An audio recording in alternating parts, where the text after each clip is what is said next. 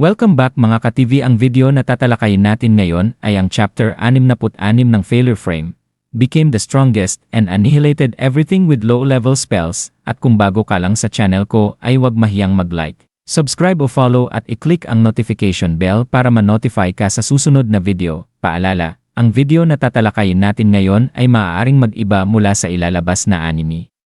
Hindi ko inaangkin ang mga drawing o anumang materyales na ipapakita. Ang layunin ko ay magpakita ng suporta at magbigay ng impormasyon tungkol dito. Ang lahat ng kredito ay nananatili sa mga orihinal na may-ari.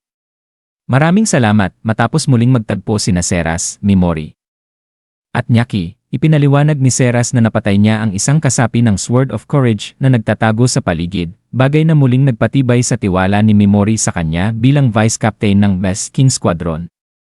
Labis na nagulat si Nyaki nang malaman na si Mimori mismo ay nagapirin ang Sword of Courage, subalit walang oras upang magpahinga. Nagpasya si Mimori na agad silang magpatuloy sa paglalakbay, sapagkat alam niyang naiparating na sa maruming Diyosa ang kanilang kinaroroonan at mas lalo lamang silang mapapahamak kung magtatagal pa.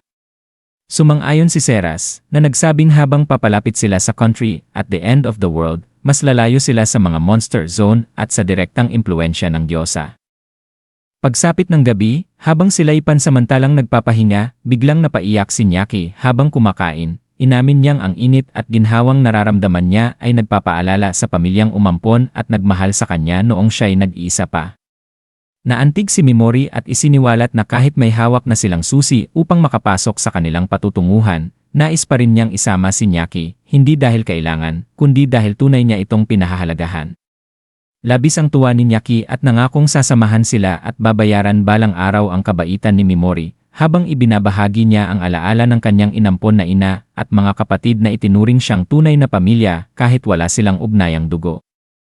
Samantala, sa Royal Capital ng Alyon, sumiklab ang kaguluhan ng ipatawag ng Diyosa na si Vices Yasu at italaga siya sa isang mahalagang misyon sa kanluran. Pinupuri ang kanyang talino habang lihim na minamanipula ang kanyang katapatan. Bigla ring naglaho ang kanyang katahimikan nang dumating ang isang agarang balita na nagdeklara ng digmaan laban sa Alyon, ang Mad Emperor ng kaharian ng Mira. Agad na tinipon ni Vices ang konseho at inutusan si Duke Polari na ipagtanggol ang hangganan upang pigilan ang Mira na masakop ang mahahalagang kuta na maaaring magpabago sa takbo ng digmaan.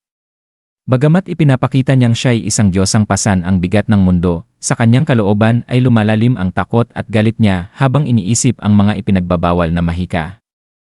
Mga banal na halimaw at ang posibilidad na nalaman ng Mad Emperor ang mga lihim na dapat ay para lamang sa mga Diyos.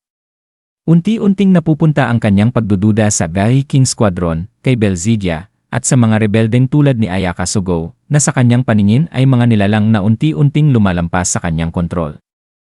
Hindi batid ang malawak na kaguluhang nagaganap sa likuran nila, tuluyan nang nakarating sina Mimori at ang kanyang mga kasama sa napakalaking tarangkahan ng country at the end of the world, kung saan tumugon ang mahiwagang liwanag sa presensya ni Nyaki.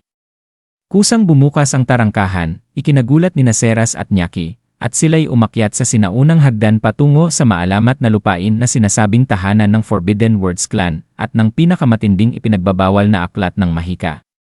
Nang palibutan sila ng mga armadong demi-human, mahinahong humiling si Mimori ng pakikipagkita sa Immortal King Zek at ipinakita ang patunay ng tiwalang ipinagkaloob sa kanya ni Erika Anaorbael. Sa paglitaw ng napakalaking anyong buto ni Haring Zek at matapos niyang kilalanin ang katotohanan ng scroll, tinanggap niya ang determinasyon ni Mimori at, bagamat bihira, pinahintulutan ang grupong pinamumunuan ng isang tao na maging mga panauhin ng kaharian.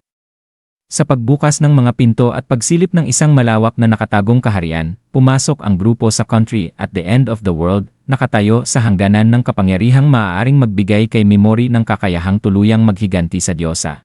At dito nagtatapos ang kabanata 66 ng Failure Frame. Patuloy lang sa pagsubaybay mga ka-TV hanggang sa susunod na kabanata. Paalam.